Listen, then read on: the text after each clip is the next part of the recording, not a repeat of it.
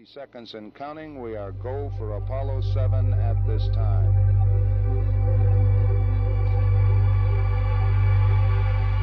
T-minus 50 seconds. The vehicle now pressurized, and the vehicle is go, as is the spacecraft. Our second speaker for today is a private pilot, a military aerospace historian, has lectured across the USA on the unique subject of mystery aircraft and classified propulsion systems buried deep within the military-industrial complex. He has presented evidence that supports the claim that elements within the military-industrial complex, specifically then the American aerospace industry, have designed, built, and test saucer-shaped aircraft which mimic the form, fit, and function of what we perceive to be extraterrestrial UFOs. So the question is, does this technology now exist actually to take ET home?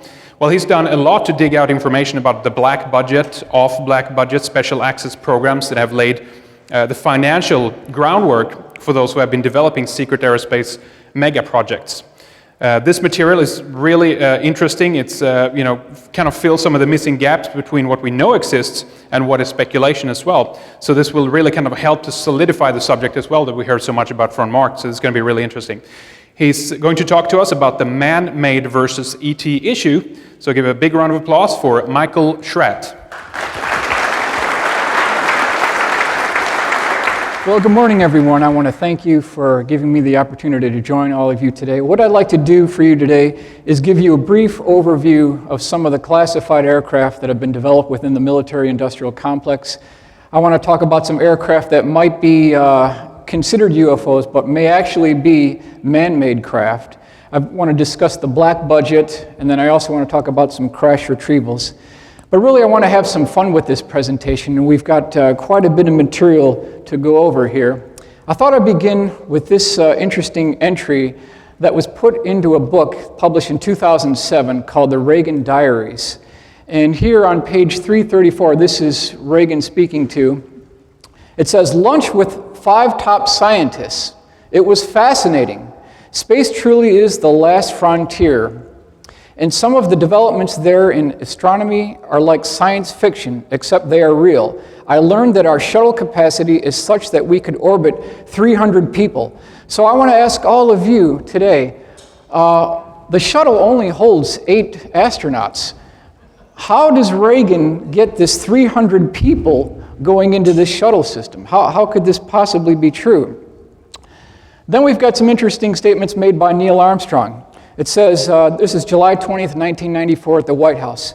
There are great ideas undiscovered, breakthroughs available to those that can remove one of truth's protective layers. There are places to go beyond belief. Neil Armstrong, 25th anniversary of the Apollo moon landing. Then we have Above Top Secret by Timothy Good. Interesting statement here, a transaction between a scientist of an MI6 individual and Neil Armstrong. And this is page 186, so I'm not just making this up. Professor, what really happened there on Apollo 11? Armstrong, it was incredible, of course. We'd always known there was a possibility. The fact is, we were warned off. There was never any question then of a space station or a moon city. Professor, how do you mean warned off? Armstrong, I can't go into details except to say that their ships were far superior to ours, both in size and technology. Boy, they were big and menacing. No, there is no question of a space station. So, again, this is page 186 of Timothy Good's Above Top Secret. So it turns out, ladies and gentlemen, that there are, in point of fact, 2 space programs, one in the form of a public relations smokescreen organization known as NASA. The other one is called U.S. Air Force Space Command, also known as Solar Warden, and that comes from Paul LaViolette and the Huffington Post, 12/7/2012. Here's another question we need to look at too. Did the Rockwell Star Raker go operational? Is this what Ronald Reagan was talking about when he talked about the capability of orbiting 300 people? Obviously, he wasn't talking about putting those people into the shuttle cargo bay. This was a proposal for a 1979 single stage to orbit, high lift wing orbital launch vehicle, 310-foot length, 360-foot wingspan, capacity of 200,000 pounds for the cargo, and it was powered by 10 high-bypass turbofan ramjets, 3 liquid oxygen and liquid hydrogen rocket engines. So this could have been something that we as the general public were never clued in on, but Reagan may have actually been given a briefing. A couple of quick announcements here.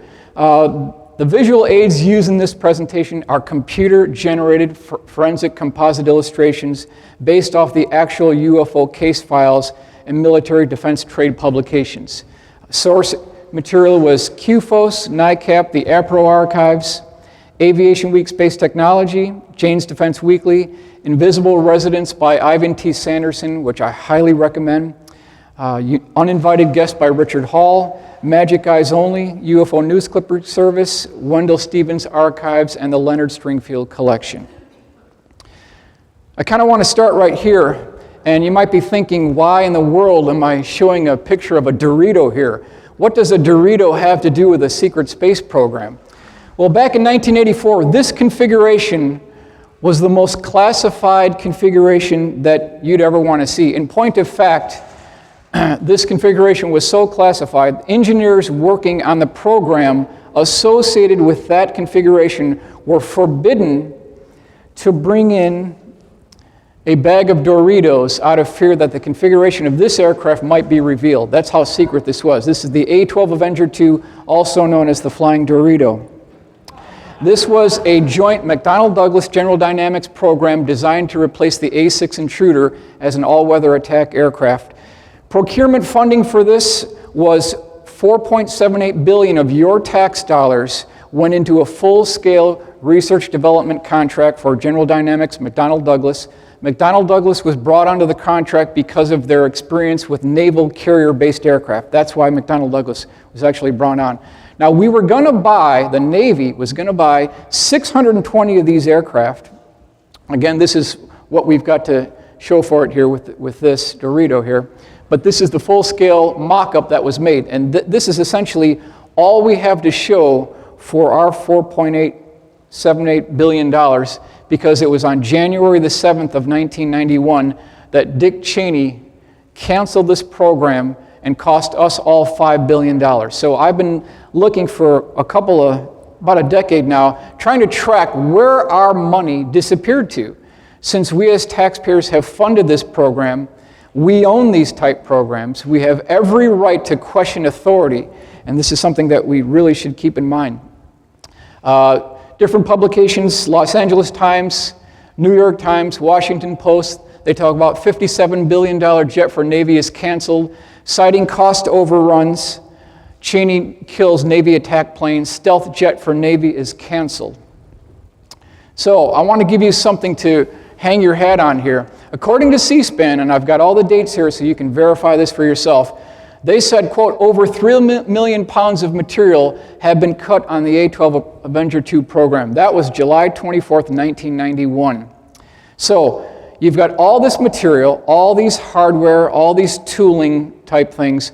Where did all this go? What do we have to show for our $5 billion? Since Lockheed Martin bought the General Dynamics Aeronautical Division, your point of contact is a woman by the name of Karen Hagar. She's the public affairs person, and by all means, please ask her where your $5 billion portion went. I've included her email address. Her telephone number is 817-763-4085. Okay? Please ask her where your $5 billion went. I mean, it's unbelievable. It's so highly secretive that I said, come on, guys, can't you guys even give me a washer from the program? Just give me a washer. They wouldn't even do that. So I commissioned our good friend Mark McCandlish. I said, Mark, these guys are going to play it like this. Would you please put together an illustration depicting what the A-12 Avenger II would look like on the assembly line? And this is what we came up with, and it's a really good drawing by Mark McCandlish. And so, ladies and gentlemen, I believe that this is probably the closest we're ever going to see regarding the A-12 Avenger II program. However, there may actually be more to this story than meets the eye. There might be something secret going on with the A-12 Avenger II. This is a letter written to a colleague of mine by the name of Lee Graham. This is from Armin Victorian, date December 30th, 1992. I want to bring your attention to this bottom section down here. And he says, Section A, Navy's A-12 prototype was completed and flown by Lockheed. Completed and flown by Lockheed. Okay. 2 other sources have confirmed from General Dynamics that right around 1990, Lockheed basically picked up the pieces of the A-12 Avenger II program from General Dynamics. They've confirmed that there were, in point of fact, 2 assembly lines running at General Dynamics. One was the Navy version, which was canceled by Dick Cheney January 7th, 1991, and there was a secret Air Force version of this aircraft.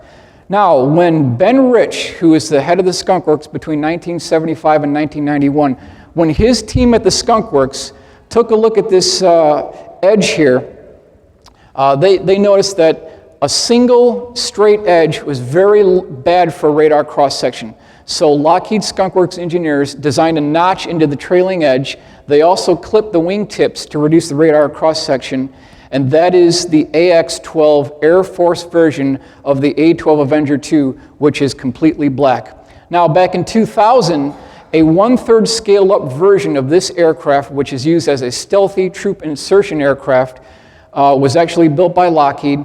It's between the F-117 in size and the B-2. So there's this interim aircraft between those 2 aircraft.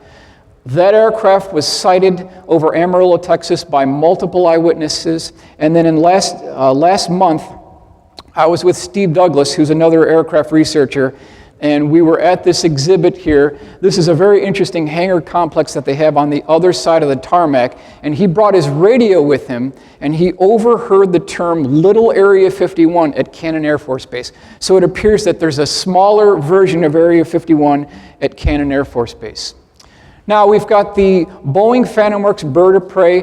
This was declassified October 2002 under the Bush administration. $67 million procurement funding from Boeing on this particular program. It made 38 test flights between 1992 and 1999. Basically, this aircraft was the first aircraft to use low observable stealth technology for one-piece solid construction. And it also had 3D virtual reality design and assembly processes involved with this aircraft. Procurement funding, again, is $67 million. It was 47 feet long, 23-foot wingspan.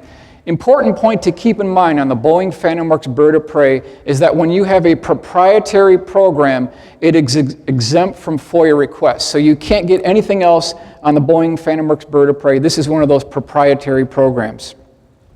Another drawing done by Mark McCandlish, talking about the Sneaky Pete, also the Have Blue prototype, and then Boeing Phantom Works bird of prey. Detroit Free Press, secret ledger hides military projects. Pentagon black budget has tripled under Reagan administration. So I want to quote my sources, Detroit Free Press, February 8th, 1987. They had a very interesting graphic illustration, which I've redone in AutoCAD here to give you an idea. Now, if you look at the procurement funding on these programs, in 1981, the black budget grew by just over $500 million. Now, by 1988, that figure rose to nearly $9.122 billion. So you can see there's this exponential growth in the black budget. Federal spending by category, procurement spending for agriculture was $26 billion. Transportation was $28 billion, but the Pentagon's black budget for fiscal year 1988 was $35 billion. So they're spending more on black budget programs than they are for education. So is there a mismanagement of funding here? Do we have bridges breaking? Do we have schools falling apart? That money could be put into other programs. Total spending for procurement funding of the Air Force for 88 was 51, of which 19.1 was in the black budget. Okay, now in this article, they have 2 quotes that I think are interesting to keep in mind here. It says, Thomas Amley, a Pentagon missile expert with security clearances high enough to know about some black programs, said the military has 3 basic reasons for having them. 1, you're doing something that should genuinely be secret. 2, you're doing something so damn stupid you don't want anyone to know about it. And 3, you want to rip open the money bag and get out a shovel because there's no accountability. So when you talk about black programs, there is no public scrutiny, no congressional oversight. Second one here, it says, in a black project, people don't worry about money, said a 31-year-old systems engineer who has worked on 4 black projects at the Space Systems Division of Lockheed Missiles and Space Company in Sunnyvale, California. Here's what he said. If you need money, you got it. If you screw up and you need more, you got it, said the engineer, who asked that his name not be published. You're just pouring money into this thing until you get it right. There's no incentive to do it right the first time. Who's going to question it? So you can see the mentality of what we're really up against here. Aviation Week, Space Technology, December 24th, 1990, summed it up really well. 8 years of the Reagan administration were very good to the black world. Really sums it up nicely. Now, how do you get this information? Where do you go to track the black budget? It turns out every January 27th of every year, a public relations program in the form of this document, which is available to the general public, is called RDT&E Programs R1. That stands for Research, Development, Test, and Evaluation Programs R1. You can pick this up at the Library of Congress. And in this document, they list programs that are within the Department of Defense. Over here you've got the line items, and then you've got how much was spent. But when it comes to classified programs, they don't tell you anything about it. For instance, senior year operations, forest green operations. No technical details, no information regarding how much procurement funding was done on the program. So what you end up doing here is you take the total amount and you subtract the knowns, and what you're left with are the unknowns or the black programs. Now, how can we verify this? Defense Daily, July 14th, 1988, also had their procurement funding. And you can see here, Theme Castle, no information, just a code name. Senior Citizen, we've got Omega. It's a black program. We don't know the details. So again, you take the total amount, subtract the knowns. What you're left with are the unknowns. This is an interesting publication, 1970, J.W. Fulbright. He really brought it home. It says the greatest threat to American national security is the American military establishment and the no-holds-barred type of logic it uses to justify its zillion-dollar existence. These programs have gone rogue, no congressional oversight. Couple of quick code names I want to bring to your attention here. This comes from John Andrews, who's the Senior Project Design Engineer at Testers Model Corporation in San Diego. He was tracking these black budget fundings, and he wrote this FOIA request to the DoD, and a couple of things we want to look at here. Rosetta, classified program. Housekeeping, what's housekeeping? Redbird, and then the 2 final ones, 4 and 5, Rainbow, and something called Snowbird, which we really want to get into. Groom for secrecy, Groom Lake toxic burning alleged. Las Vegas Review-Journal, March 20th, 1992. They really did a good job on this article. Basically what they're saying is, during the stealth program, vintage 1981 to right around 1988, according to this article, Burbank Lockheed Skunk Works Division was basically trying to get rid of all their toxic chemicals, solvents, resins, and they put these in 55-gallon drums, and twice a week on Mondays and Wednesdays, an 18-wheeler tractor-trailer truck hired by a foreign company called NDB would drive all the way from Burbank Skunk Works to Area 51. They'd follow this perimeter road, they'd go past the residential area, and then these 300-foot-long burning pits dump these 55-gallon drums into these burn pits and throw jet fuel on it and ignite the whole thing. So I ask all of you, is it any wonder that our Area 51 engineers are dying of cancer when you've got this acrid, toxic smoke burning and flowing right over the residential area? So I'm zooming in to Area 51. That's the world's largest runway. You could put one space shuttle landing on either side and still have 5,000 feet between the 2 aircraft. And then I'm going to zoom into this area. The hangar surface area on the bottom here are what's known as the Red Hat hangars for the Soviet MiGs. Before that, they were the A-12 hangars. Just in back of the Red Hat hangars are what's known as the U-2 spy plane hangars. That's where final assembly was made for the U-2. We've also got the residential area, and then up here on the corner, we've got the area where it shows the burn pits right in here. So that's what we want to focus in on. Here's a 1968 photo of Area 51 showing the residential area. These are the burn pits here. So the question I want to ask all of you, this is something we really should answer. Who is the idiot within the Air Force, Department of Defense, EPA, that allowed them to do this right next to the residential area? I mean, talk about lack of planning. It's just horrible. They had a sidebar article within this Las Vegas Review-Journal that I really want to talk about here, and it's talking about the bar that was at Area 51 called Sam's Place. And this is what they talked about from one who was actually there. Extravagant living on a secret base. So this is your tax dollars at work here. A favorite watering hole was Building 170, the hangar-sized centerpiece of the base's recreational complex. It is listed in one base directory as Sam's Place, a bar named after a Central Intelligence Agency official who once ran the base, said a source involved in base operations during the 1980s. Sam's Place was a dark, fully carpeted nightclub with large padded chairs and a bar ring with stools that rivaled the largest ones in Las Vegas, the source said.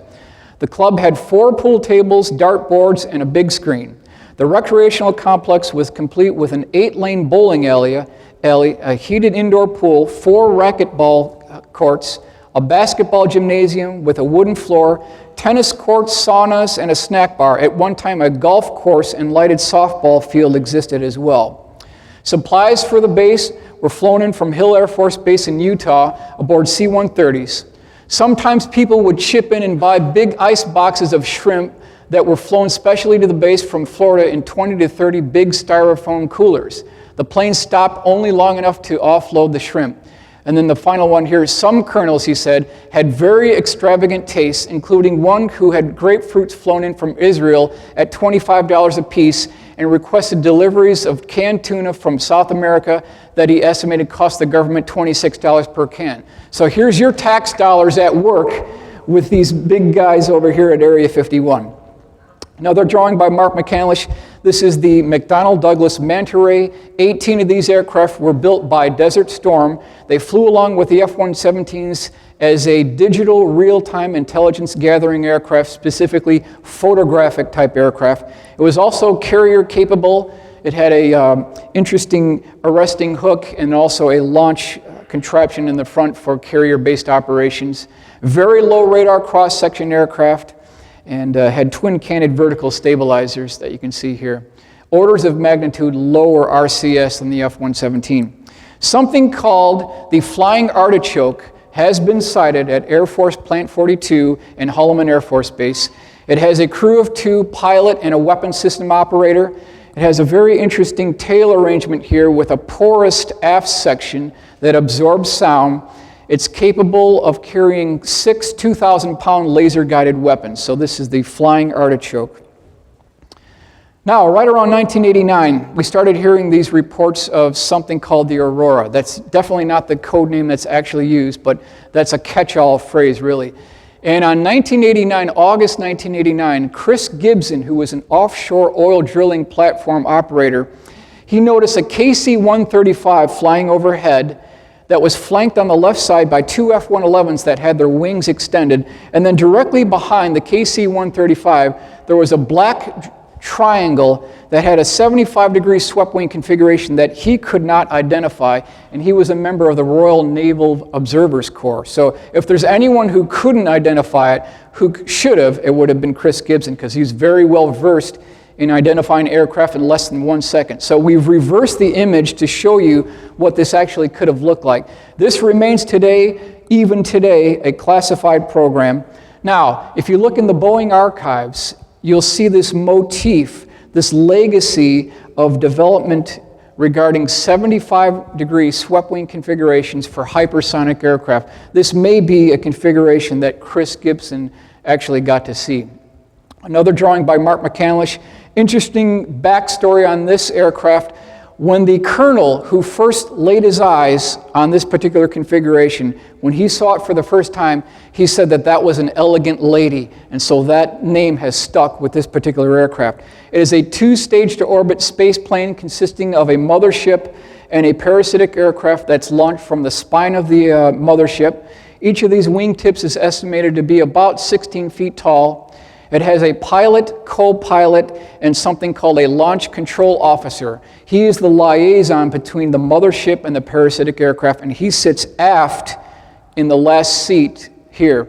It has 2 canards that can retract for high-speed flight. It's powered by either 4 combined cycle pulse detonation wave engines, or as Mark mentioned, the scramjets too. Now, what evidence do we have for this? Aviation Week Space Technology, August 24th, 1992, talks about eyewitnesses who saw this in the Antelope Valley, Lancaster, Palmdale area, so we've got some good sightings there. This is the model called the SR-75 penetrator that was done by John Andrews, who again is the Senior Project Design Engineer, Testers Model Corporation, San Diego. And we believe that the mothership configuration here is about 85% correct. This parasitic aircraft that he has here has the correct wing sweep angle, but the configuration of where the engines are, we don't believe that that is correct. This is a photograph of John Andrews, so if there was any question about this gentleman's integrity, it was never challenged because he was a gentleman until he passed away in 1999. His veracity was never questioned, so you can hang your hat basically on information provided by John Andrews. A good scale model of what this looked like. Interesting thing, people who have seen this said that the configuration and color of this aircraft was kind of a light white or gray configuration with a blacked leading edge. And then the air intakes on this aircraft were diagonally cut at 45 degrees. And they said that people who saw this particular aircraft take off said that the air intakes were so large that you could drive a Volkswagen right into these. So we're talking large air intakes. John McNeil put this together, shows you the 2-stage orbit spaceplane system. Again, you can see the air intakes in this location and these large winglets. This is a top view looking down, shows you the scale of this aircraft here, and then we believe that this aircraft is not called Aurora, but in point of fact, either Senior Year or Senior Smart. That's believed to be the code name for this particular aircraft. Now, one other propulsion system that may be associated with the mothership of this aircraft is something that Mark T. Constantine, who was the Aerojet Tech Systems Division Manager, this is 1985, he gave a lecture. Here is one propulsion system that may be associated with that 2-staged orbit spaceplane system. Here's what he said: the air turbo ramjet, or ATR, is a combined cycle air-breathing engine which we commonly refer to as cold turbine technology. By combining the rocket engine and air-breathing engine technologies, the ATR can achieve static thrust-to-weight capability in excess of that available from our most advanced turbojet and turbofan engines. The ATR continues to produce thrust as Mach number increases, which enables acceleration to more optimal cruise altitudes of 90 to 120,000 feet at Mach 5. So this is exactly the kind of speed range we're talking about here. But then there's a question that comes up, this strange anomaly that comes up.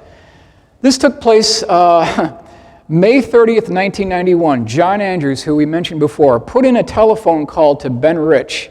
And this is something that Ben Rich volunteered. He wasn't prodded by John. This is something that Ben Rich came up with. This was published in the 1993 OFNI World Almanac, so I want to give you the source of where this came from. The Spanish translation to English here is, if I were to use the word snowbird, I would be in jail. If I were to use the word snowbird, I would be in jail. What is Ben Rich talking about? What could be so secret, so classified, so unacknowledged that Ben Rich would get thrown in jail for even using the word snowbird? I mean, what's actually going on here? It turns out in 1982, Pratt & Whitney, who has a long history with Lockheed because they developed the J-58 that powered the SR-71, they developed something called a magnetohydrodynamic drive, also known as an MHD. A couple of quick points. Utilizes electric and magnetic fields. So this is not an engine, ladies and gentlemen. This is a drive system. There's no moving parts. It probably is the propulsion system for Snowbird, developed by Pratt & Whitney in 1982. Speeds above Mach 20. So that's way out there in the speed regime. Hypersonic aurora, what could this thing actually look like that uses the MHD drive? Something that Jane's Defense Weekly, December 12th, 1992, had a really good article about the configuration. Again, we see this 75-degree swept wing configuration, so there's this motif that's going through the 1960s all the way up to the 1992 article here. Now, Wizard of Oz, somewhere over the rainbow. Is this, is there more going on here? Somewhere over the rainbow. This is the song that Dorothy sang in this very popular movie. Is there something more going on here, or is this just a song here? Let me bring your attention to this letter from Robert Jameson to John Andrews, February 28th, 1994. Here's what he said. It says, he was a military monitor. On 367.7, I overheard a conversation between a KC-135 tanker at 47,000 feet calling Rainbow 1 that they were on station. Approximately 7 minutes later, Rainbow 1 called quote-unquote Big Boy for a fill-up. The tanker returned the call but said if you would turn on your lights, it would be easier to find you. Rainbow 1 told the tanker to go to secure channel G, end of transmission. So, if the Aurora is launched over the top of the mothership called Rainbow, somewhere in the ocean west of Hawaii, is that where we get the term somewhere over the rainbow? If Rainbow is the mothership aircraft, it's a possibility. Aviation Week, Space Technology, November 11th, 1991. We're not going to read the whole thing, but just the top here. 2 unusually loud sonic booms heard along the west coast from San Diego to North Las Vegas, Angeles, may have been producing high-flying classified aircraft returning test ranges in Nevada. So they were talking about airquakes, not earthquakes, but airquakes. So I actually contacted Caltech and I said, can you give me your data for October 31st, 1991? And this is the actual result. They call it a sonic. At the exact same time this aircraft flew over, it triggered all these instruments from Caltech and the Geologic Institute. So, ladies and gentlemen, I believe this might be one of the most conclusive pieces of evidence for a quote-unquote Aurora aircraft. Now, the most important thing to keep in mind here is that these airquakes, these aircraft flying over Catalina Island, going over downtown Los Angeles, always occurred on a Thursday morning. A Thursday morning at like 6:58 a.m., 7:05 a.m., repeatedly on the last Thursday of the month during 1991 and 1992. Always on a Thursday. Why a Thursday? Because in the black world, Area 51, Air Force Plant 42, test flights are done on a Thursday because Monday, Tuesday, and Wednesday are used for prep. Thursday is the test flight, Friday is the debrief, Saturday and Sunday there's no one there. And so that's why Thursdays are very apparent in the black world. This is an article, a paper that was received by Lee Graham from the United States Department of Interior. It says, Dear Mr. Graham, in response to your letter of 31/1992, please find enclosed a copy of data recorded by a seismograph at Catalina Island for the sonic boom of January 30th, 1992. So if you look at what's done here, here's what he says. Last Thursday of the month, Thursday, October 31st, 1991, and remember, these tick marks are 1 minute apart. So boom, right? This is your Aurora returning from an overseas mission. Now, about a minute later, another boom right here. So you might think, oh, that's that mothership, right? Returning along with it. The mothership isn't even back yet. It doesn't even fly the same pattern. So this might be either an F-16 or an F-15 flying as a safety chase aircraft. So it's not the mothership flying with the parasitic aircraft. Again, Thursday, June 27th, 1991, last Thursday of the month, boom. About a minute later, another boom. So this is, again, seismic instrument readouts. Thursday, November 21st, 1991, we have another boom here, and then it says, bingo, it must be an American bird. They didn't want to work on Thanksgiving Day. So this time, it wasn't on the last Thursday of the month, it was the week prior. So you know, ladies and gentlemen, this is one of ours. There's no doubt about it. There's no doubt about it. Catalina Island, Thursday, January 30th, 1992, 7:17 a.m., another boom. And then about a minute and a half later, number 2. So you can see you've got this parasitic aircraft flying over Catalina Island. It wakes everybody up in the morning in Los Angeles, and then a chase plane follows it. Here's the track, returning to Area 51, going over Catalina Island, Los Angeles, waking everybody up, then heading north of Edwards Air Force Base, going into Tonopah Test Range, and then into Area 51. So I want to give you kind of a brief cross-section of what their flight pattern looks like. Again, Catalina Island, Thursday, April 16th, 1992, 6:58 a.m. Always on a Thursday, always on a Thursday. Mount Wilson, April 16th, 1992, Thursday, 7:02, another one. It just goes on and on. The evidence is overwhelming. Okay, so here is a typical snowbird mission profile flight path. This came from Jim Goodall. I asked Jim, I said, Jim, what's the flight path of these aircraft? And so he said, this is Jim Goodall's interpretation of what these aircraft may be flying. He believes, ladies and gentlemen, that this is a nuclear proliferation monitoring aircraft, because at the fall of the Soviet Union, they had to figure out a way to monitor all this fissionable material that was kind of loose within the former Soviet Union. So he believes it's a nuclear proliferation monitoring aircraft. So what you do here is you start at Area 51. You take off from Area 51. You take up a magnetic heading of 310 degrees. You fly over Alaska.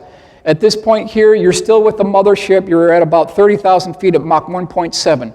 It's at this point you launch from the mothership. You pour the coals to it right here. You go over Russia. You make a 90-degree left-hand turn. You start heading south. You're over Turkey. You're over Israel. Right in this area right here. Once you get down here, you make another turn. Now you pour the coals to it right here. You're heading back. At this point, you're over here.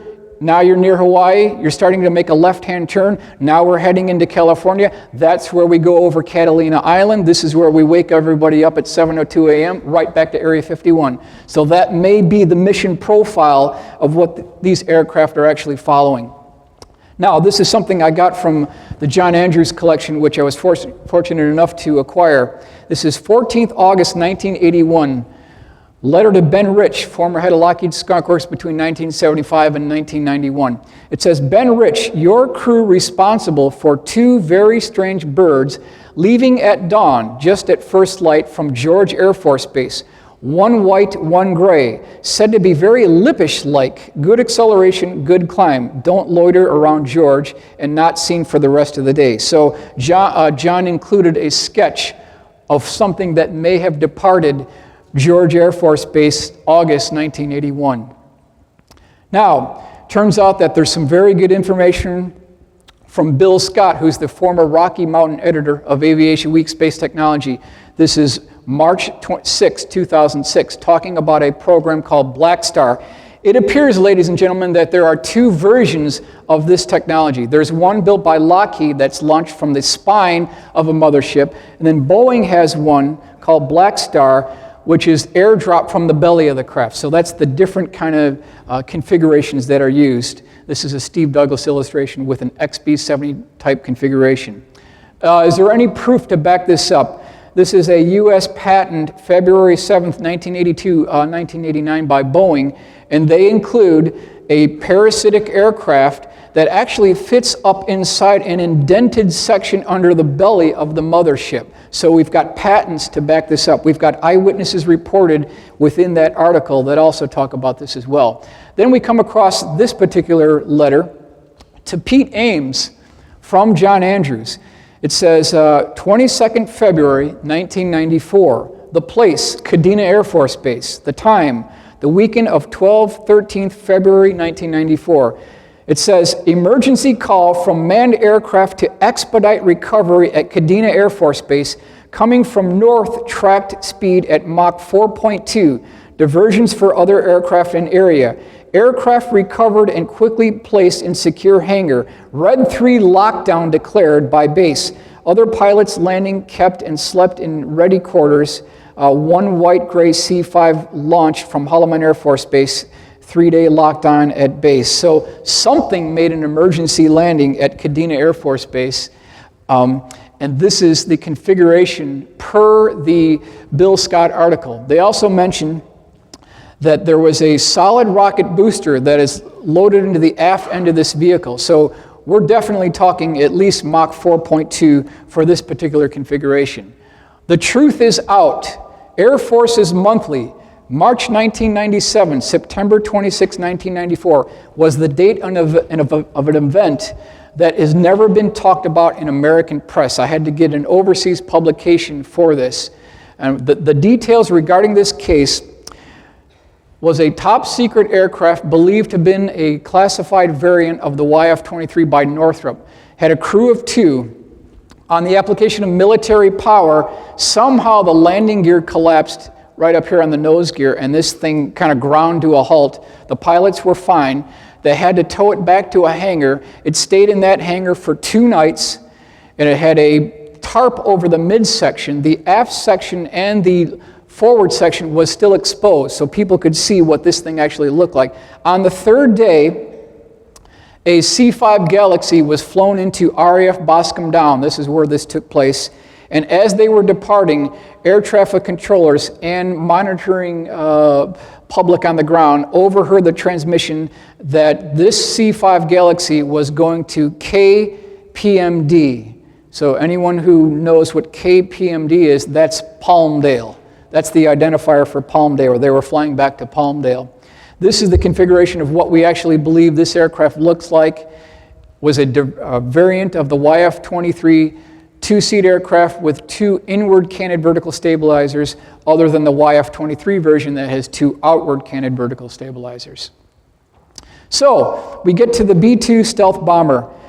$2.3 billion per aircraft, more than its own weight in gold. That's what we're talking about here. 21 of these aircraft were built. Tremendous amount of money. I call this the $10 billion photograph because we've got 4 B-2s at the Pico Rivera plant, 2.3, that's about $10 billion right there. And it's a 172-foot wingspan. The question is, and Mark talked about this before, is there more going on to the B-2 than meets the eye? Aviation Week Space Technology, March 9th, 1992, had a very interesting article from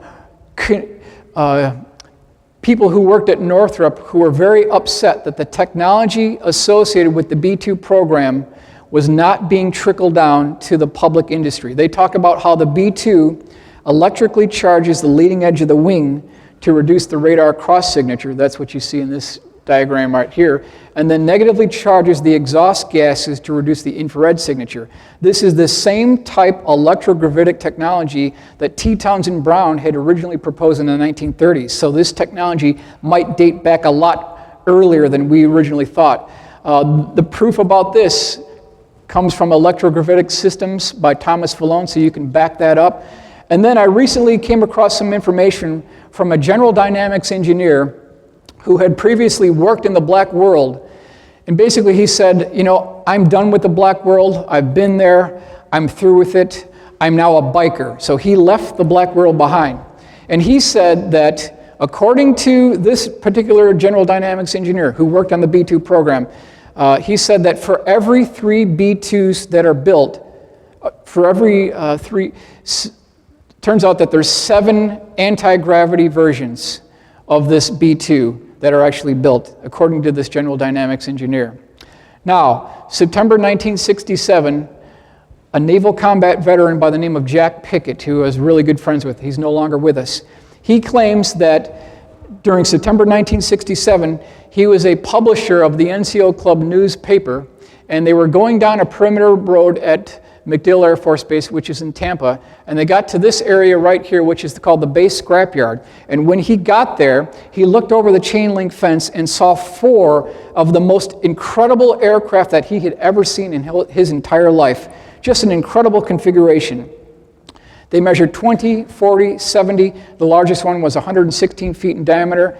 They all had the same configuration, but different sizes. They had tricycle landing gear. There was an air intake on both sides of the pilot's compartment, and then this very huge vertical tail that tapered back to the pilot's compartment had control surfaces along the circumference of the disc. So this is September 1967. This is the long-range bomber version of this aircraft. According to Jack, he was told that this was used as a long-range reconnaissance bomber during the Cold War. And so he asked a lot of questions from the general who was over at MacDill Air Force Base and inquired about putting together an article for the base publication newsletter. He was given authorization to write that article, which was titled Flying Saucers for Real, and then he was given 16 officially stamped black and white glossy photographs of these aircraft parked on the tarmac, in flight, also with F-86 jet fighter interceptors, F-84 jet fighter interceptors as well, and had a tremendous amount of information regarding this program all ready to go into this article. But then it turns out, just before going to press with this particular article, there was an overflight of a VTOL, vertical takeoff and landing version of this aircraft, which rolls down the runway. This is a horizontal takeoff bird.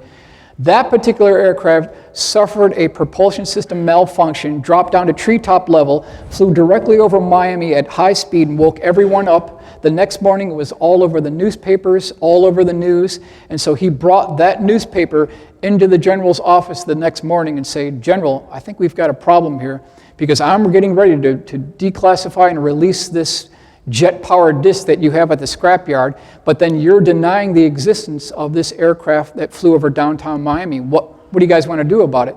So that general contacted Offutt Air Force Base, contacted the Secretary of Defense and the Secretary of the Air Force, and according to the Secretary of the Air Force, it would be in the better interest of the Air Force to delay publication, and that's where this story died back in 1967. So we were within hours of getting the truth about one of our classified programs brought into the public domain within hours, but then it was canceled. So now we want to move on to flying triangles.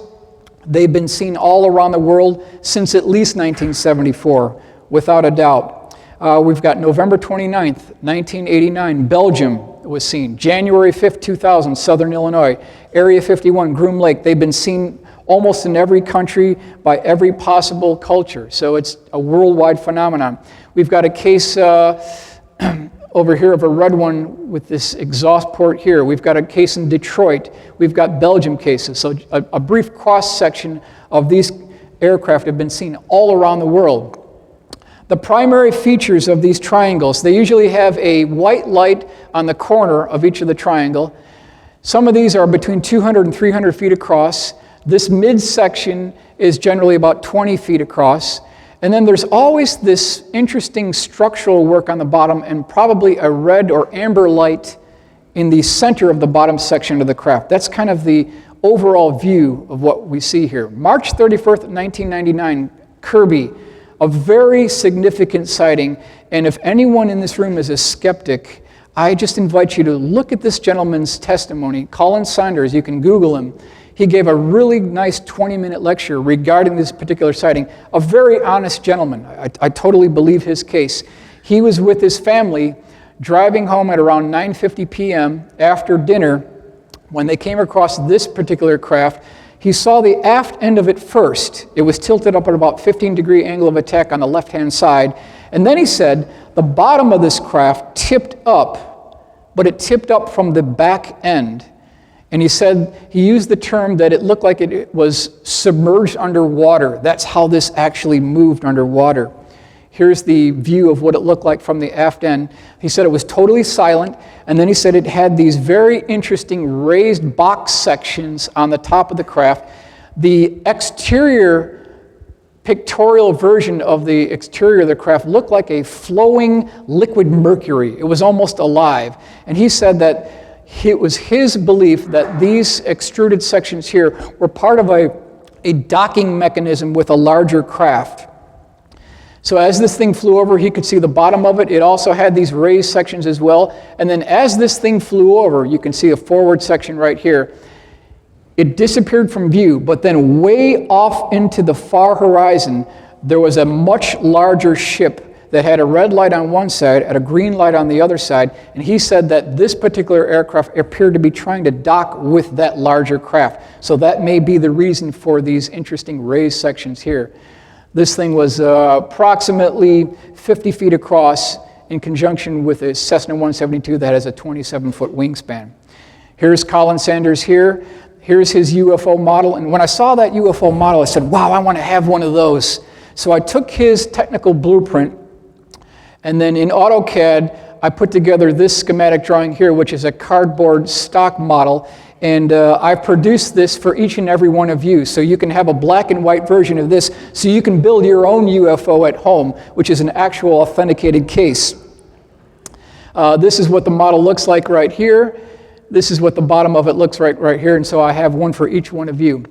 Now, November 22nd, 1985, 15 miles northwest of Madison, Wisconsin. Very interesting case because of this interesting tube section on the bottom of this aircraft.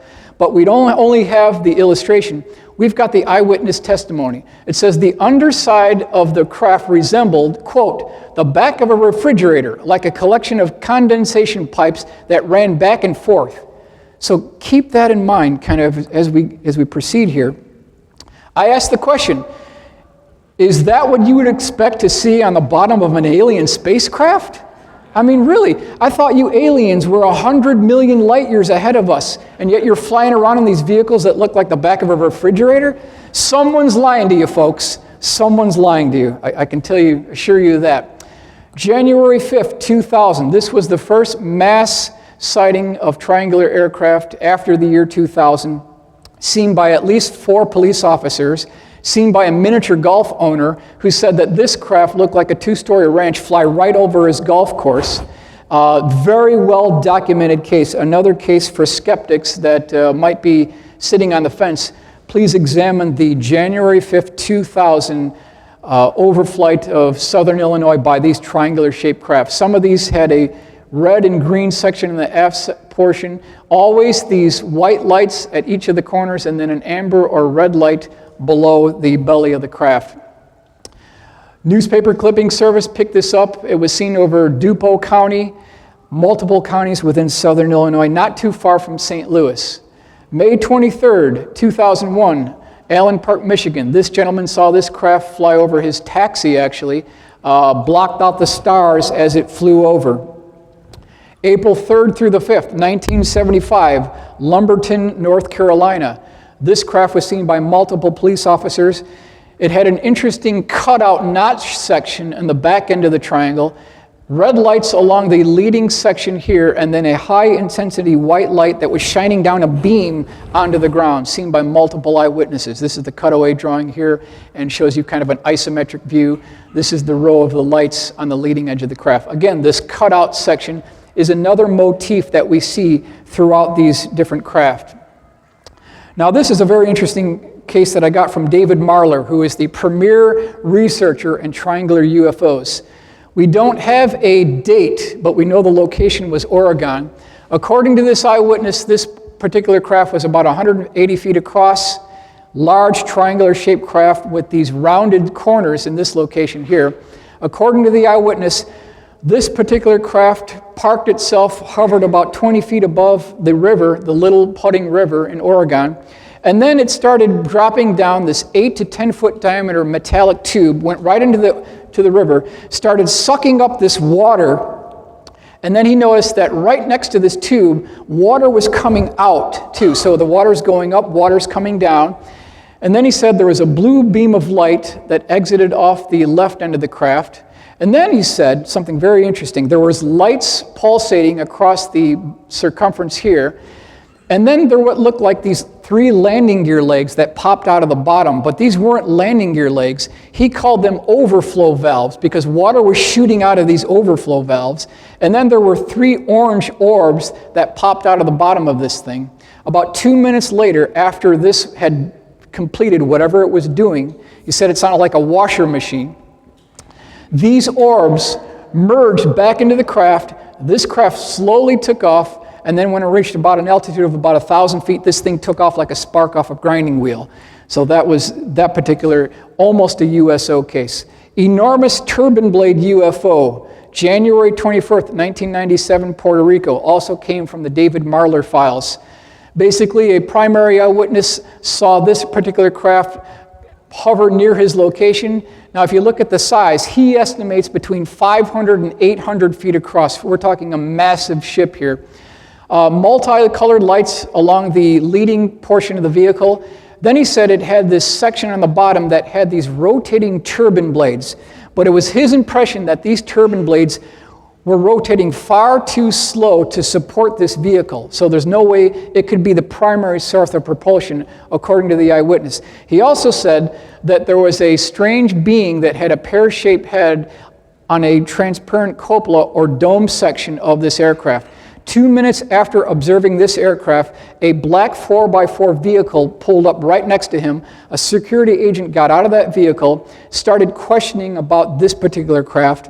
No sooner did that security agent start interrogating the primary eyewitness, 2 identical craft to this first one popped out of the clouds and started following this original craft.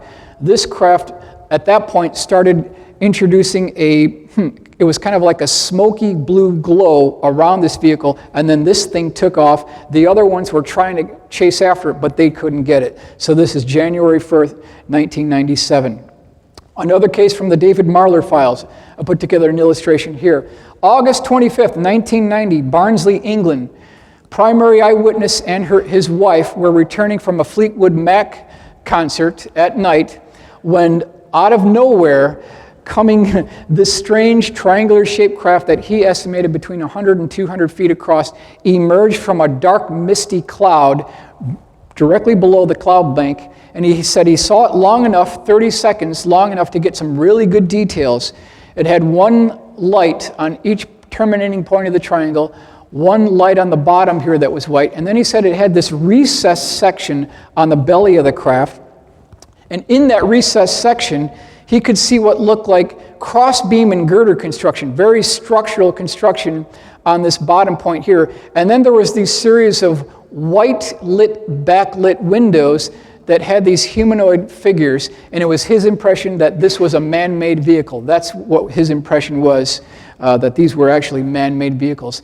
This particular individual on the right seemed to be either pointing or waving back to the primary eyewitness. Now, North Wales Triangle, sighted over the M56 motorway on June 1st, 1997, flew across the motorway at about 100 miles an hour, startled people on the motorway, and then zipped off at a high rate of speed. That's all the details we have on that particular case. So now we move on to the ever-present, ubiquitous, everyone's favorite triangle, the TR-3B. Anything having to do with the TR-3B has to be credited to Edgar Fouché. I want to give him credit for Edgar Fouché. Also want to mention that Edgar Fouché has no first-hand knowledge specifically dealing with this aircraft. So he didn't work on this program, but he claims that he knew people at Area 51 who did. I want to make that perfectly clear.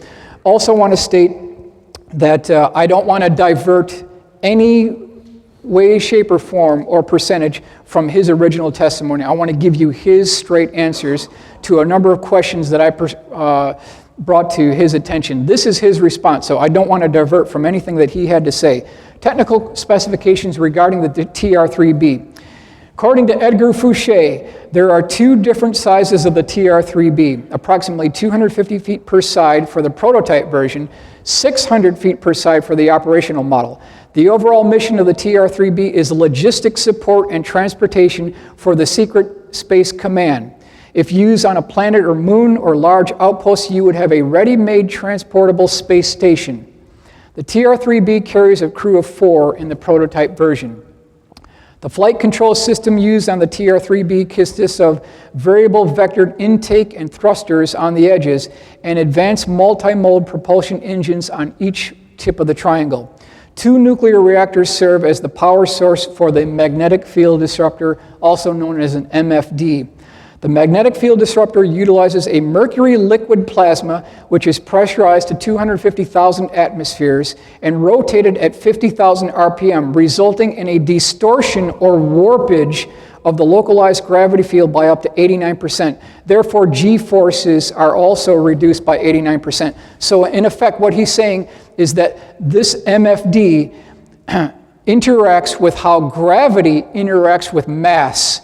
So you could be doing 1,000 miles an hour, make a left-hand turn 90 degrees, and you'd only feel 11% of the G's. That's what he's talking about. He's not talking about anti-gravity per se, but a disruption of the gravity field. Materials used to construct the TR-3B consisted of advanced composites, metamaterials, and titanium. 3 prototype TR-3Bs were built. Cost per TR-3B in $1990 was $1 billion per craft. Sightings by Edgar Fouché is 1975, high in the atmosphere at night at Edwards Air Force Base, 1976 within the southern part of the Nellis Range, and the late 1970s Groom Air Base. That's the one we want to focus on. TR-3B utilizes telescopic landing gear legs with T-pads, operated by the National Reconnaissance Office, the National Security Agency, and the CIA. The craft exhibits a very low electromagnetic humming noise during operation. 1 light was located on each tip of the triangle. The craft incorporates electrochromic panels used for daytime stealth operations. So when you talk about electrochromic panels, what they're essentially doing is they're electronically transferring the image, what's in back of the craft, to the forward portion, essentially allowing it to blend in with the background, basically bringing it invisible. Vents on the side of the craft serve as variable vectored intake exhaust depending upon which direction the vehicle is going. So this is a drawing put together showing you these vents right here. This is the crew compartment and then the magnetic field disruptor right here. So then I asked Edgar Fouché, Edgar, instead of you just talking about the TR-3B, can you give me an illustration of your sighting? This is what he came up with. This is Edgar Fouché's illustration of his sighting. This would have been 1979 at Area 51. This is avionics building number 9, the avionics laboratory at Area 51. Again, this is the longest runway right here. And he was going from the avionics laboratory to a blue blacked out windowed bus, Air Force bus. So it was about a 100-foot walk. And as he's walking to this bus, they had him wear these blacked out welder's goggles so he couldn't see anything around. Edgar Fouché is a pretty big guy, so when he looked down, there was a crack between the top portion of his forehead and the top portion of these welder's goggles, and he could see a crack of light. He looked outside that light and saw the TR-3B about 500 feet away. This is according to Edgar Fouché. So if you look at this runway diagram, you look at the buildings, remember these are the red hat hangars right here, we're talking at least 500 feet. And so that's how close he got to perhaps one of our classified flying triangles. Again, flying triangles, UFOs, the estimate of the situation, David Marler. This is by Richard Dolan Press, our good friend Richard Dolan. Anyone who's a skeptic regarding flying triangles, please look into this book and you'll see that there's quite a good historical background. I want to make a statement here. If you thought that all triangular UFO cases were the direct result of classified military aircraft, that would be incorrect. Now, how do we know this? Sightings of these triangular-shaped craft date back to 1890. Kelly Johnson, who formed the Skunk Works, he wasn't even born yet, so it couldn't be a Lockheed bird, right? It has to be something else.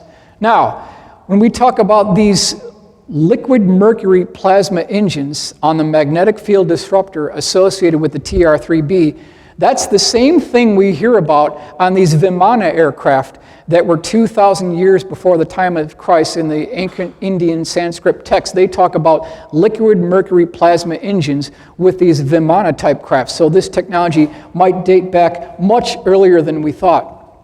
Is that the same technology that's used here in the Kecksburg Acorn that was recovered in Pennsylvania, December 9th, 1965? Is that the same technology used on the Nazi Bell, 1945? They had the same dimensions, the same configuration, the same bumper around the bottom circumference, the same strange hieroglyphic writing along the bottom. Both the bell here, it also had these insulating bricks that were associated with test flights. Also, Joseph P. Farrell talked about how plants within the vicinity of test flights of the Bell turned to goo within 2 hours. Scientists who were near the Bell during operation died immediately. He also talks about how there's 2 counter-rotating drums that have a radioactive isotope of mercury called cerium-525. That may be some of the propulsion systems associated with the Bell. Now, by May of 1945, Adolf Hitler had 62 of the scientists associated with the Bell program murdered. These were brought up in the trials after Nazi criminal war crimes were brought to public, and so they talked about these 62 scientists being murdered associated with the Bell program. My question is, did SS General Hans Kammler, who was involved in the Bell program, did he cut a deal with the Americans? Did he have his record expunged of any crimes in exchange for technology? That's something we definitely want to keep in mind.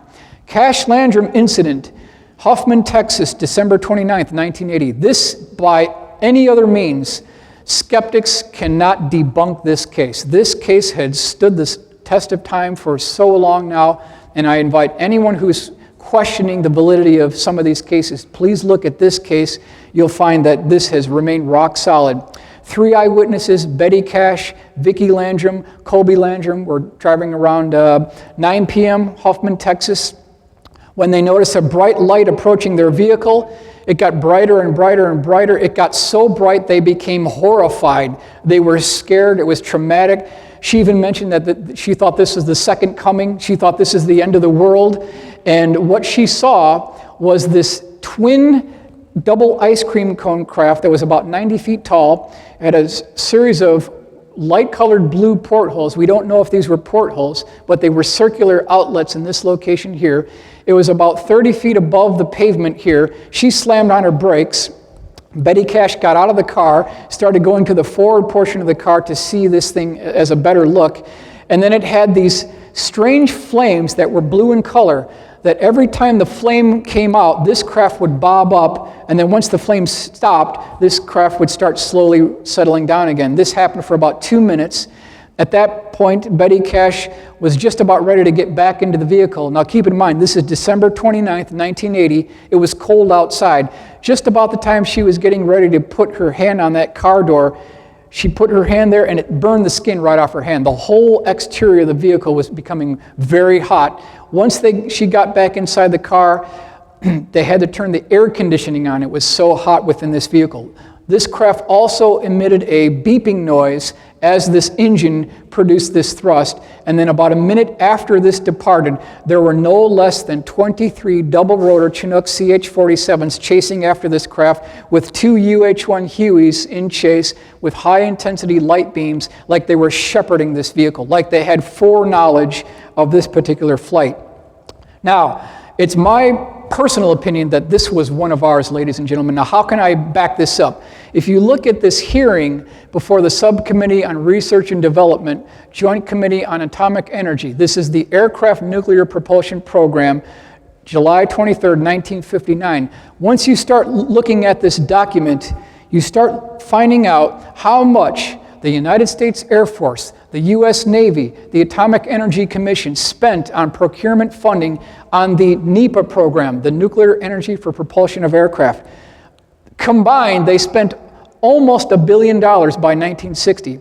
This is a schematic drawing of an atomic liquid-fueled rocket with subcritical reactor. So at least by 1960, they had the procurement funding, the engineering know-how to perhaps build such a craft.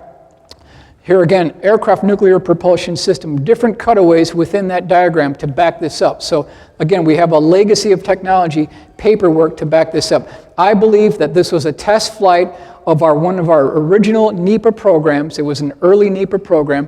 There was a hull breach within that subcritical reactor that started spewing out fissionable material, and that's how Betty Cash and Vicki Landrum died from the effects of radiation poisoning regarding this. So it's important that we hold our government liable for essentially the murder of these 2 individuals.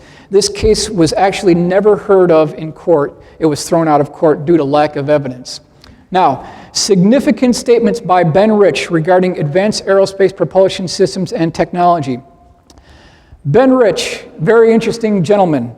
I met with his son, Michael Rich, at the Rand Corporation. He was very nice, didn't reveal any secrets, but important to keep in mind, Ben took over the reins of the Skunk Works from Kelly Johnson in Burbank back in 1975. He headed the Skunk Works until 1991.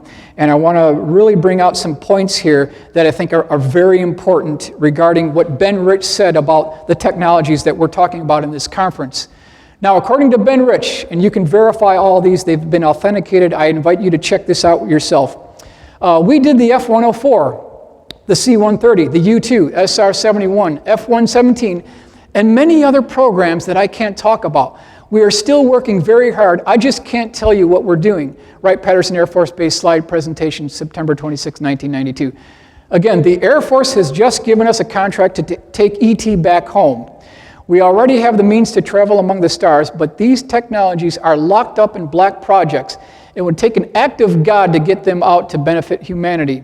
There is an error in the equations. What equations is he talking about? There is an error in the equations, and we have figured it out and now know how to travel to the stars, and it won't take a lifetime to do it. So what equations is Ben Rich talking about here? It is time to end all secrecy on this, as it no longer poses a national security threat, and make the technology available for use in the private sector.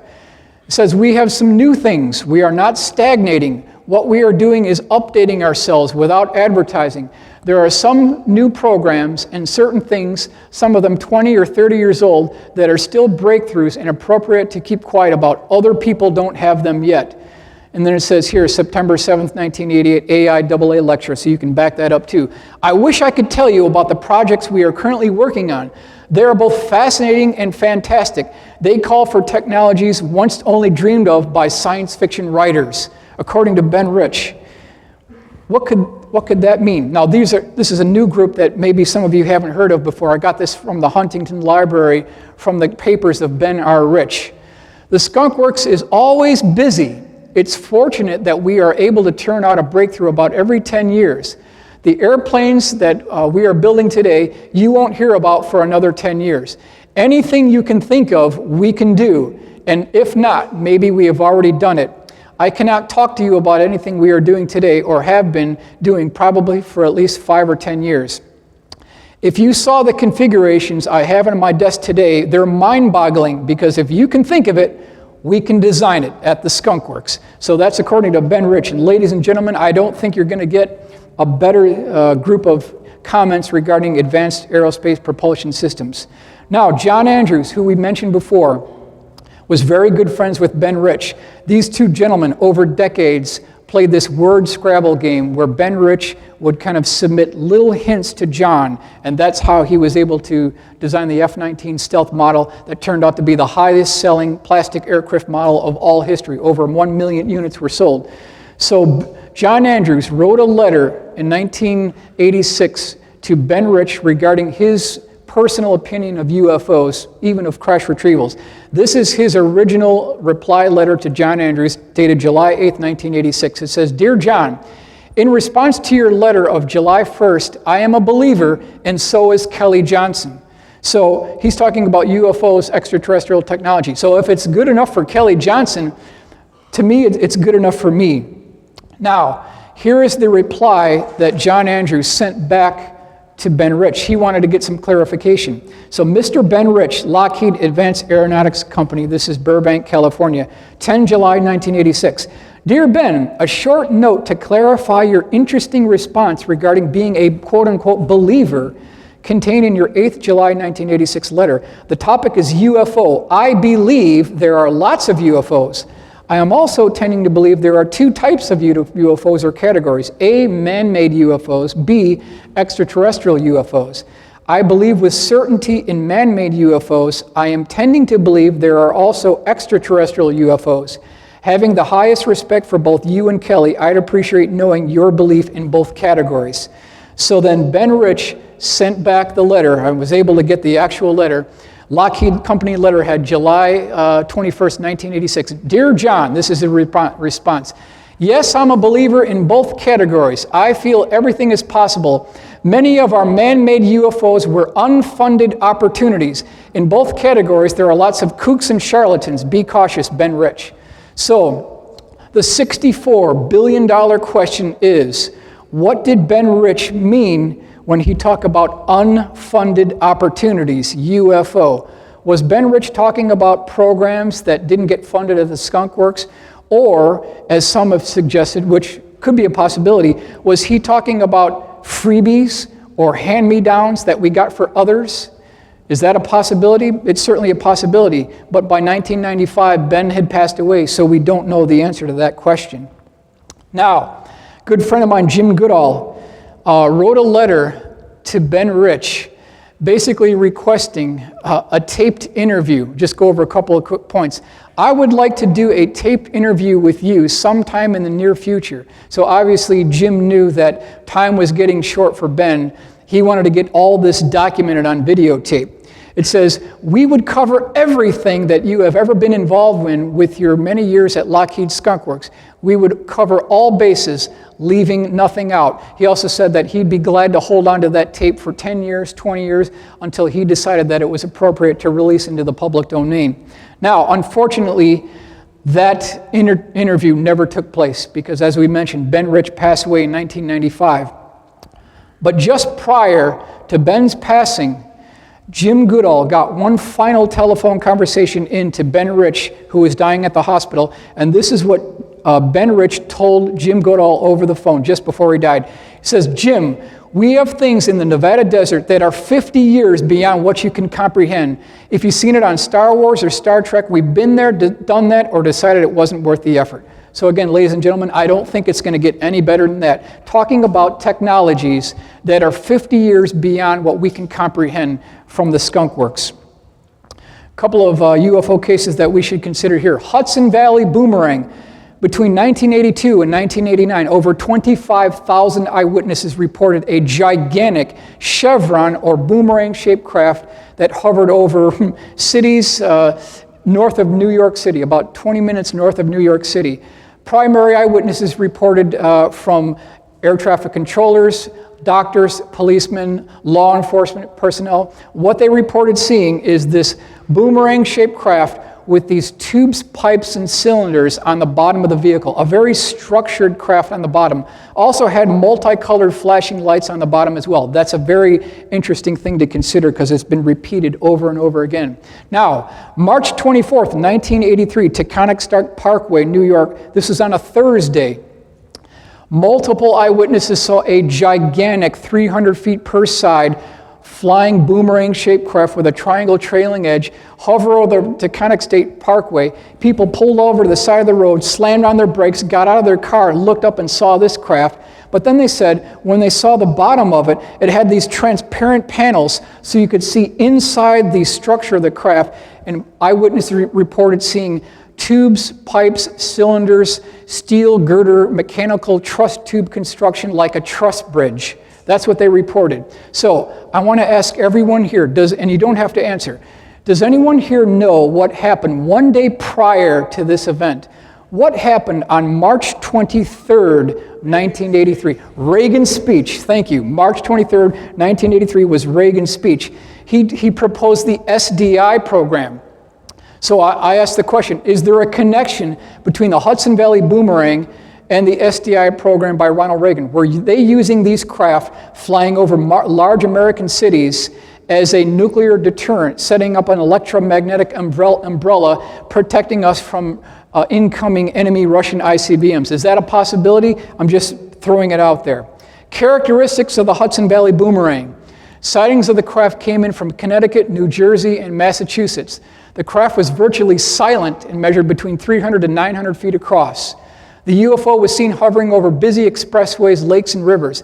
The object was reported by airline pilots, air traffic controllers, doctors, lawyers, local law enforcement, firemen, computer programmers. The craft appeared to have an industrial steel structural girder and crossbeam internal construction like a truss bridge. So what I've tried to do here is I've incorporated every conceivable configuration that was seen by the eyewitnesses. Again, we've got this tubes, pipes, and cylinders that was seen on the bottom of the vehicle, a triangle trailing edge, And then here we've got this section here showing you these transparent panels. Over here I've shown you the original configuration of the B-2 stealth bomber. This is vintage 1983. Northrop spent $22.3 billion of our tax dollars designing this B-2 stealth bomber. 1983, they had absolutely nothing to show for our $22.3 billion. At the end of 1983, the Air Force and Northrop decided that they no longer wanted to have these low-altitude bombing platforms, and they changed the wing configuration to the double W that we see today. That cost all of us $1 billion for the wing redesign. Now, instead of me just talking about it just by myself, I wasn't there. I want to give you the eyewitness testimony directly from the people who saw this craft. This is Dennis Sant, very respectable gentleman. Here's his quote. This is Philadelphia Inquirer, September 28th, 1984. As it hovered, I could make out dark, smoky colored metallic beams underneath, huge beams, according to Dennis Sant, March 17th, which was a Thursday when this actually took place. Again, Monique O'Driscoll, she sighted the object on March 17th, 1983, on a Thursday. This is her quote, and this is her painting that she made of this craft. I could see the underbelly part. It's solid.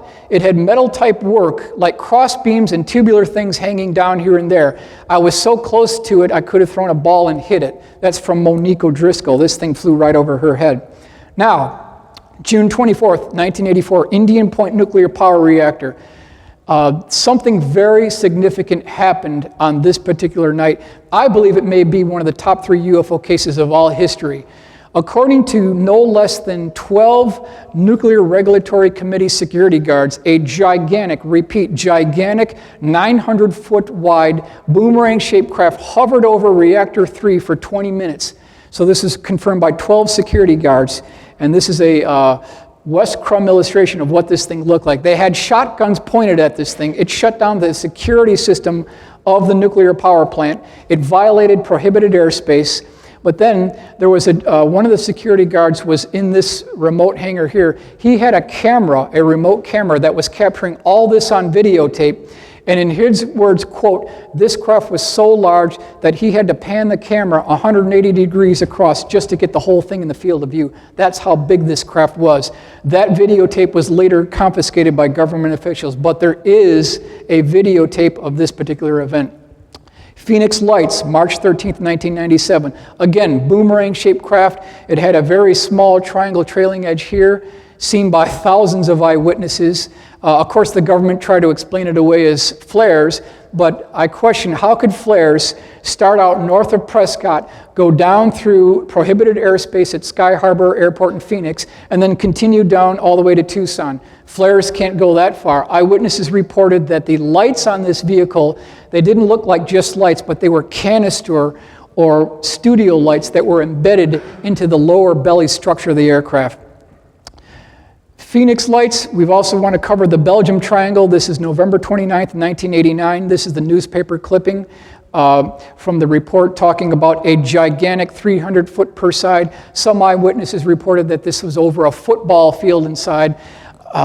Also, we have the section here where the whole entire field section was lit up by the light that this craft emitted. A couple of quick reference points on this here from The Sun, July 23rd, 1991.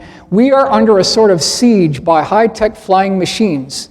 These craft are clearly the product of an advanced society and are under intelligent control. Their shape, size, speed, and the way they move are unlike anything known on Earth.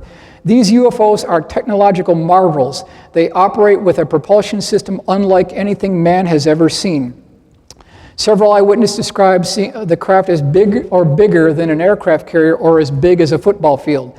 One witness said that while the object was flying directly overhead, one could not see the front part and the end at the same time because it was too big. The craft had the capability of hovering and at times would suddenly accelerate so rapidly that it would be across the horizon in a second or two, and sometimes it would flash right back. In many cases, people saw structure underneath the craft, which included heavy metal parts, crisscross effects, diamond-shaped work, and tubular things here and there. So that's important to keep in mind. This was also tracked by 2 F-16s that got within 20 miles of this particular craft. It also released hundreds of small objects that were on the bottom of it, and then during this particular Belgian wave, flying squares, rectangles, platforms, and a manta ray-shaped craft were also seen by the eyewitnesses. So it wasn't just triangles that we were seeing here. Here is the illustration of this F-16 attempted intercept. This thing was going at about 250 knots, accelerating to about 1,800 knots within 2 seconds. That's equivalent to about 40 G's acceleration. Now, under normal circumstances, that would kill pilots, but if they're using another type of propulsion system, that may not be the case. Now, what are we talking about? Is this a man-made vehicle? We have the same tube, pipes, and cylinders configuration on the bottom of the Belgian triangle that we looked at on the Hudson Valley boomerang. Here's the radar track here from the onboard F-16 targeting radar. There were 3 independent ground radar tracking stations that also track this on radar. I want to bring your attention to a manta ray-shaped craft that was also seen December 1st, 1989. The movement of the lights was kind of like back and forth, and it looked very similar to the Knight Rider TV series in 1980s, Knight Industries 2000. That's the movement of this light. It also looked like the Cylon Centurion helmets that were used in the 80s TV hit Battlestar Galactica. But the most important point I want to bring to your attention here, and this comes from Joseph Jones, who's another black aircraft researcher. He states that it was a joint program between Lockheed Skunk Works and British Aerospace. This is vintage 1984, 1985. They were developing something called Triangulum. That was the code name for this aircraft. And they were working on something called an EM drive. And this is part of a program called Brilliant Invader. That was the code name for this operation. So ladies and gentlemen, I submit to you that this may be, in point of fact, the explanation for the Belgium Triangle Wave 1989-1990, which was the Brilliant Invader joint NATO training exercise. Knight Rider shows you the configuration of the lights in this location, also the Cylon Centurion helmet here. Now, what evidence do we have to back this up? Is it just fairy tales, or do we have something to back this up? Jane's Defense Week, September 4th, 1996, has a very interesting article regarding the relationship between the UK and the US regarding stealth technology. The UK's relationship with the USA on stealth runs very deep, has been going on for many decades, and is extremely secret. Do we have anything else to back this up? It turns out that by the 1960s, they had accumulated so much information regarding what was done after World War II, when British intelligence was basically sucking up every shred of evidence recovered from the Nazis regarding radar cross-section development. That report was put in something called the Dawson Report, and then during an unknown date within the 60s, that report was brought over to Washington, D.C. and given to the defense contractors, probably Lockheed. So the other piece of evidence here is this very interesting book called I Could Tell You, but Then You Would Have to Be Destroyed by Me by Trevor Paglin. Very interesting patch in this location right here. You'll note that the location of the beam of light is similar to the location of where the Belgium Triangle sightings actually took place. So ladies and gentlemen, I hope I've presented both sides of this case. I want to leave it to your discretion to decide who's who and what technology is actually being used. My point here is I'd like to see this technology handed over to the scientific community for the betterment of everyone on this planet, and I want to thank you for your attention. Excellent. Very good. Thank you.